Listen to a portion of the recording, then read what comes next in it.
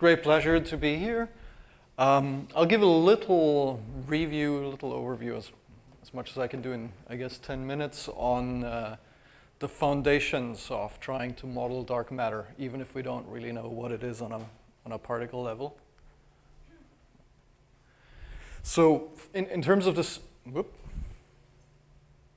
what's happening?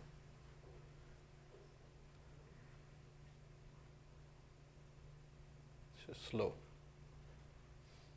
Okay. In terms of the simulations, really the ingredients that we typically assume is that it's a microscopic particle, so we can always we can treat it in the continuum limit on cosmological scales. It is very cold or quite cold, which is true for most of the candidates that we have heard about today, which means that it has no thermal, negligible thermal velocities at late times when structure formation is setting on. It has completely negligible cross-section. It's purely gravitationally interacting. And for the purpose of this talk, it's the only dominant or the only dynamic component of structure formation. And putting all this together, what we start with is a power spectrum of density fluctuations. So this is just the Fourier mode, and this is the amplitude of a density perturbation with two scales. These are scales that are always that have been super horizon before matter radiation equality. And then we have this small scale power law structure, and for cold spectra, this extends to arbitrarily small scales. And then if we have warm dark matter particles, basically all that is added here is a cutoff that corresponds to the free streaming scale, and that wipes out small scale structure. And starting from these spectra, then we run the simulations forward. The nonlinear evolution of such a fluid in the continuum limit is, of course, given by the Vlasov-Poisson system, which is just a collisionless Boltzmann, collisionless because we don't have particle-particle interactions. So we just have the advection term and gravity sourced by the distribution function. Because the fluid is cold, it doesn't occupy a full phase space. It only lives on a submanifold. So here it's infinitesimally thin, so we have exactly one velocity with no extent, no thermal extent in the cold limit. At late times, because it's collisionless, it can pass through itself, and so the velocity field can become multi-valued, and so it's very different from baryonic matter, where you wouldn't have such a situation. Okay. What's then the next step in simulations is to discretize this.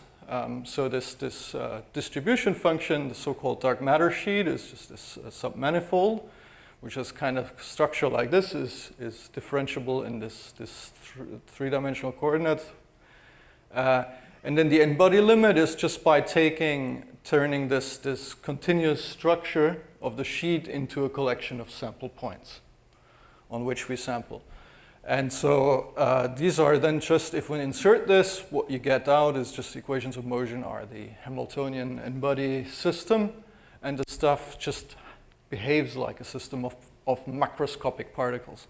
But of course, it's macroscopic particles, not microscopic particles. And so we expect some issues. Since we're in the cold limit, the Jeans length is really small, so if any of this particle discretization noise is there, it can grow. And we have a collision term because this is basically giving you a small scale Coulomb style interaction term, which shows up here. And so this needs to be bounded. But nevertheless, this approach has been driving all of the field over the last years. It's been extremely successful in producing the distribution of matter in the universe and predicting the locations of galaxies and so on. And Risa Wexler will talk much more about this on Thursday, I think. But arguably is significantly less successful with modeling non-vanilla, non-WIMP dark matter. Why is this so? So this has been known for quite a while because the Jeans length is negligibly small.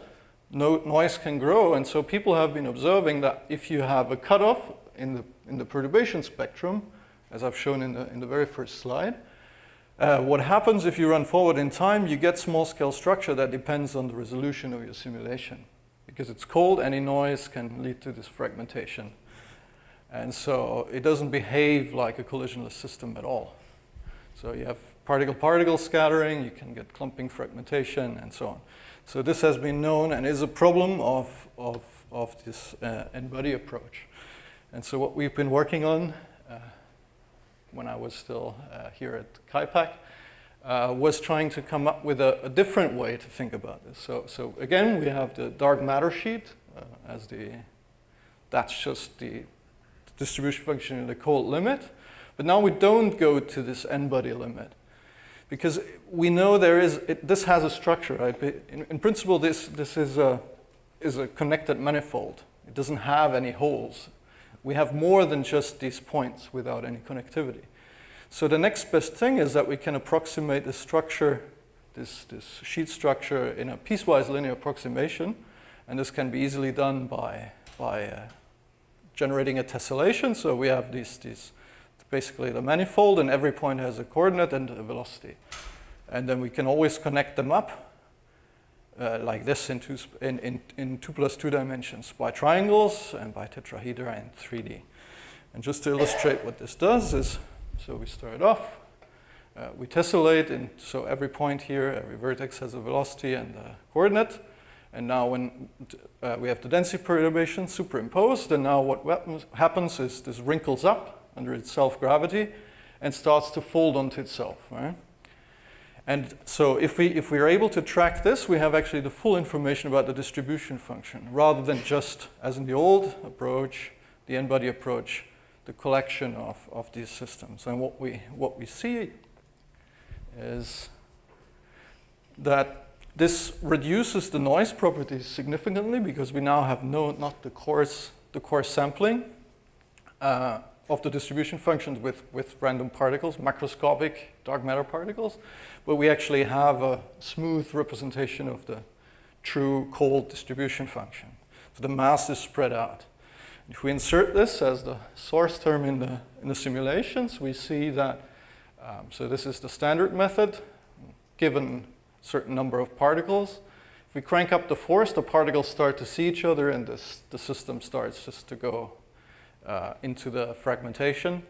If we discretize the sheet, we can crank up now the force resolution without having such odd behavior, but we actually get much sharper structures and resolve these sharp anisotropic features that should be present in such cosmologies with small-scale cutoff. And so this allowed now, for the first time, to determine the mass functions, the abundance of collapsed structures in such warm dark matter or any kind of perturbation spectrum with a small-scale cutoff. This is using a standard method where you basically have all these spurious small-scale structures, and then with the new one, for the first time, we were able to measure the abundance of halos, and so actually make a clear prediction of giving such a warm dark matter model, what's the abundance of halos and galaxies at small masses that you should get. So this comes, however, at a price that's actually nonetheless very interesting. If we discretize instead of sample the distribution function, we have to accurately represent the distribution function at all times. Now, the problem is that in 2 and 3 dimensions, the distribution functions behaves in a very complex way because of mixing. Because the system is purely collisionless, there is no relaxation to an equilibrium other than by mixing.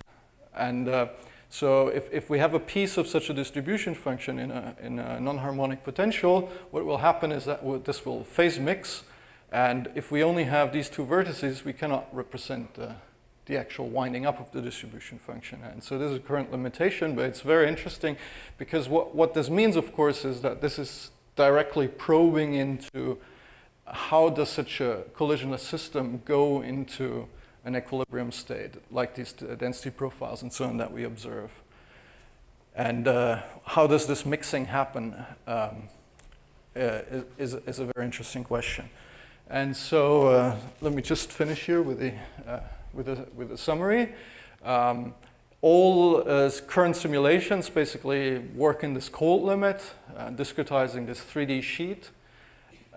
All previous simulations use these n-body discretizations with the known problems for in warm dark matter models or truncated models, and we can cure this. So just to open up one point here, maybe it's not yet. So should we worry about these problems that have been there and have been known forever in CDM? And if I may be so provocative, I could say maybe so, right? Because in CDM we have perturbations on all scales, so we never resolve the first structures.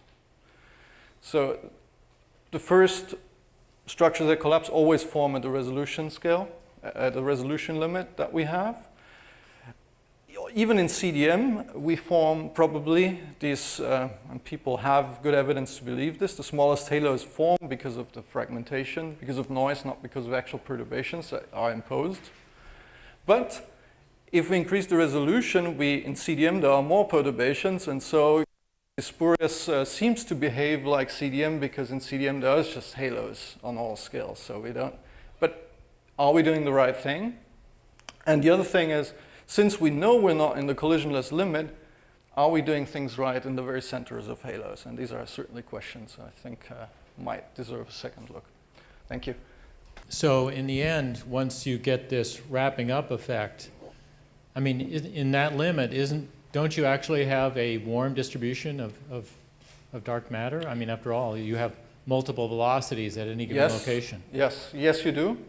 But if you look at the velocity distribution function, you see that it's not, and Yao has shown this, that it's not Maxwell-Boltzmann. You always have a non-thermal power law tail.